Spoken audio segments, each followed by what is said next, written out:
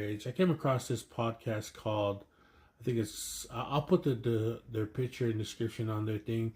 I'm just glad that these people have a more, I mean, I don't care if you're black or white or whatever race you are, ethnicity you are.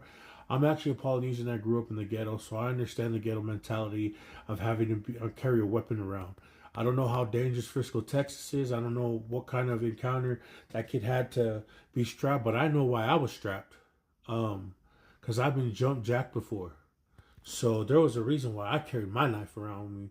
And I was only probably at the age of 8, but I kept fighting a lot of times because where I was from, if I didn't fight, I'll just get picked on. That's probably the same reason why this kid had a knife.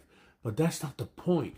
I'm just going to let this lady talk about it real quick, and then we'll get into my why I wanted to share this clip with y'all. They can see how this could have played out in a different way. So when Tyrone is talking about the tragedy of this, it's much greater than what we see on the surface. And a lot of people are kind of reading into their own details and bringing their own little pieces in. But Tyrone is right. When you take a look at this story, what we have is absolute tragedy all the way around. There is no happy spot. Nobody's shining. What the mother's doing, if she's got a boyfriend, not a boyfriend, with the daddy, not the daddy, all of that notwithstanding, we have one young man that's dead. Mm-hmm. His twin is left here to bear the witness. And a young man that's going to go quite literally to living hell. Likely. Just real quick, I believe in forgiveness. I believe that he did act impulsively. I don't believe that he will go to hell. But he's going to have an uphill battle of repentance. Let's just go ahead and keep listening. For the rest of his life. Over something that should have been two punches thrown in the stomach, maybe a 2-piece to the head. That's what that should have been. So that, I think it brings up these emotions that we really haven't dealt with in a society about being desensitized to violence. I mean, just today, some crazy guy, I think it was in New Jersey, was hacking his nieces with a cleaver. Mm-hmm, mm-hmm. Just hacking them. No reason, just chopping the girls up. Yeah. And the brother went and called 911. We've gotten to a point where violence is such an expected part of our day-to-day that it kind of like, okay, right. So these are just two people that I don't have to worry about protecting myself or my family from. We're not seeing it from a human perspective, but literally we're up to here with it.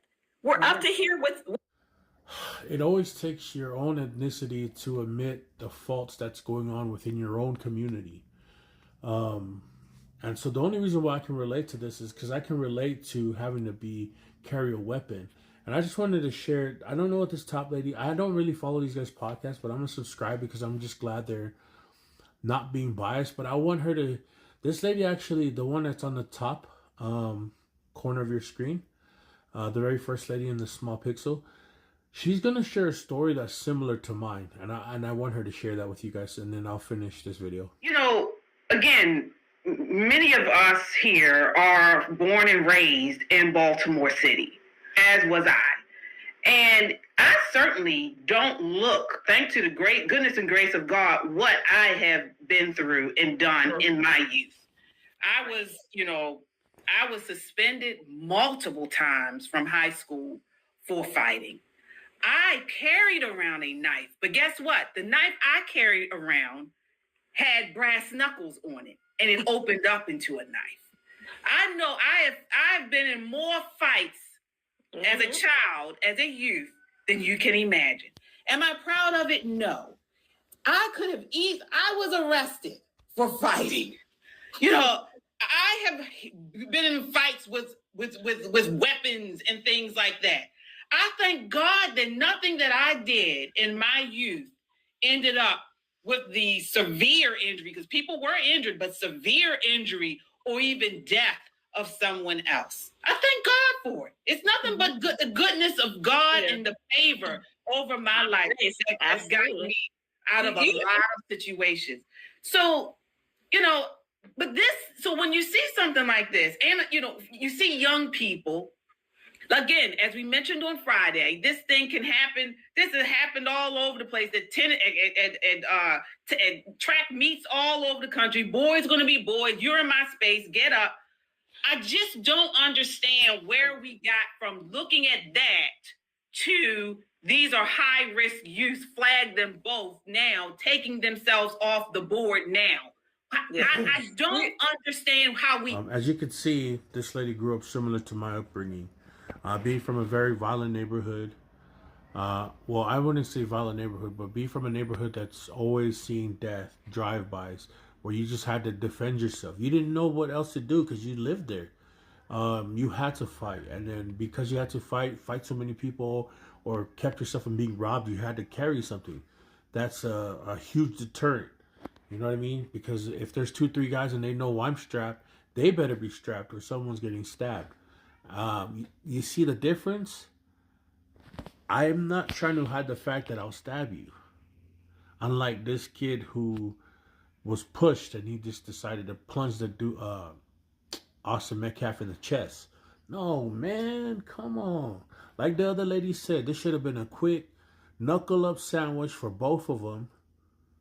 Head-to-head fight, but it didn't end up that way. The black kid was a coward and went out the cowardly way. And the reason why I knew he acted impulsively is because he realized when he was being caught that he had to make up an excuse. That's why he asked the officer that if it was self-defense. He didn't think, well, I did it because it's self-defense. No. He realized he had to have an excuse. That's what everybody does when you know you've done something wrong.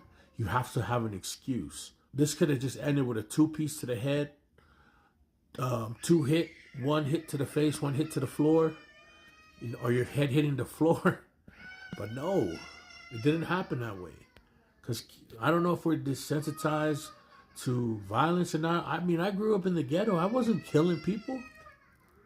But these kids nowadays, they're willing to just take a life. Man, you don't get that back, y'all. If I'm going to take your life, it's because you literally was threatening my life, my family's life, or anyone around me. That's why I took your life. And just like this lady said, I've done a lot of things in my past that I don't really regret, but I'm glad that no death came out of it. I had to fight just like them, just like her. I had to fight for my survival. I had to fight against... people take racism and bullying to like the maximum exaggeration. Bullying. This ain't 1947 where black people were afraid of white people, okay? I don't know too many black people that's really afraid of any white person, because every black person generally is always DTF, especially if the opposing dude is a white dude. Quit playing, all right? And Carmelo wasn't no scrawny little kid. I mean, he was so tough that he knew he was in the wrong, so he said, make me. I would have just got up. I don't want the smoke. Come on, people. It's disgusting that we're defending what he did. Now, I don't wish any harm to his family, so all you stupid people that are threatening his family, it's not his family's fault. It don't matter your upbringing if it was a poor upbringing, but you're still capable of making good choices. Just like every one of these 4 people, just like myself, just like many other people that grew up ghetto and finally made it out of there. And I'm proud to live around white people. I feel so safe. I'm never worried about my life. I'm never worried always about if my door's locked or my window's locked.